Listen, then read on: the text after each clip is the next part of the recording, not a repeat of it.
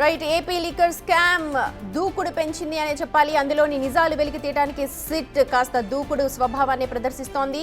ప్రస్తుతం గోవిందప్పనైతే ఏసీబీ కోర్టులో హాజరుపరచబోతూ ఉన్నారు మరికొద్ది సేపట్లో. అలాగే ధనుంజయ రెడ్డి కావచ్చు, కృష్ణ రెడ్డి కావచ్చు, వీళ్ళందరినీ కూడా, కృష్ణమోహన్ రెడ్డిని కూడా సిట్ ముందు హాజరయ్యేలా ఇప్పుడు కనిపిస్తూ ఉన్నారు. సుప్రీంకోర్టులో వాళ్ళకి బెయిల్ వచ్చింది కాబట్టి ఇప్పుడు వీళ్ళు సిట్ ముందు తమ వాదన వినిపించే అవకాశం కనిపిస్తోంది. దీంతో కొత్త అంశాలన్నీ వెలుగులోకి వచ్చే అవకాశం ఉంది. పూర్తి అప్డేట్స్ అందించడానికి మా ప్రతినిధి శివ అందుబాటులో ఉన్నారు. Shiva, over to you.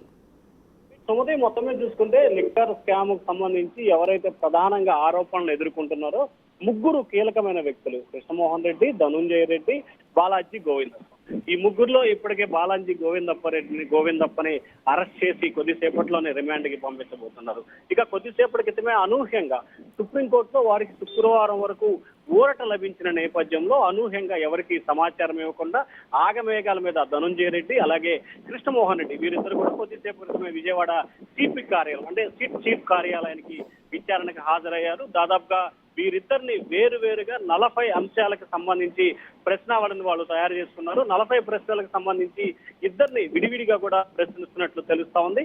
ఆ తర్వాత ఈ రోజు టైం సరిపోతే ఓకే, లేకపోతే రేపు కూడా వీరిద్దరిని మళ్ళీ విచారణకు పిలిచి రేపు మధ్యాహ్నం కానీ రేపు సాయంకాలం కానీ వీరిద్దరిని కలిపి విచారించే అవకాశాలు కూడా మరొక వైపు కనిపిస్తున్నాయి. దాంతో పాటుగా గోవిందప్పకు ఏదైతే బాలాజీ గోవిందప్పకు సంబంధించి ఈ రోజు రిమాండ్ వేస్తారు కాబట్టి ఆయన్ని కూడా కస్టడీ కోర్టు ఈ ముగ్గురిని కలిపి కూడా మరొకసారి విచారించాలని చెప్పి కూడా సిట్ అధికారులు భావిస్తున్నారు. ఎందుకంటే కచ్చిరెడ్డి రాజశేఖర రెడ్డి కావచ్చు, సజ్జల శ్రీధర్ రెడ్డి కావచ్చు, లేకపోతే చాణక్య కావచ్చు, దిలీప్ కావచ్చు, వీరంతా కూడా చేసిన వ్యవహారాల మొత్తాన్ని కూడా డబ్బులు దాదాపుగా 3,500 కోట్ల రూపాయల స్కామ్ కు సంబంధించిన డబ్బులన్నింటి కూడా వీరికి అందజేసినట్లు కూడా ప్రధానంగా ఆరోపణలు ఎదుర్కొంటున్నారు. దీంతో బెంగళూరు, హైదరాబాద్ లో 1000 కోట్ల రూపాయల పైగా రియల్ ఎస్టేట్ కి సంబంధించి నిధులు మళ్లించినట్టు, అలాగే పలు సినిమాల్లో నిర్మాణ సంస్థ చేపట్టడం, దాదాపుగా 500 కోట్ల రూపాయల విలువైన బంగారు ఆభరణాలు కొనుగోలు చేసినట్టు, అలాగే ఒక 1000 కోట్ల రూపాయలకు సంబంధించిన సెల్ కంపెనీలు పెట్టి అంటే సూట్ కేసు కంపెనీలు పెట్టి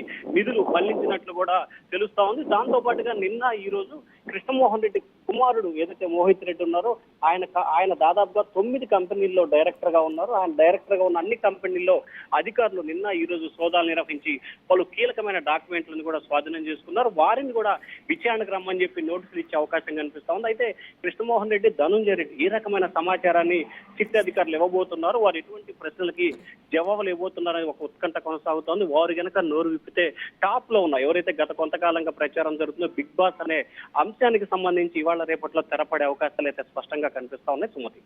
right Shiva, thank you so much. మొత్తానికి కృష్ణమోహన్ రెడ్డి అలాగే ధనుంజయ రెడ్డి అనూహ్యంగా కొద్దిసేపటి క్రితమే సిట్ కార్యాలయానికి చేరుకున్నారు. ప్రస్తుతం వారిని విచారిస్తూ ఉన్నారు అధికారులు.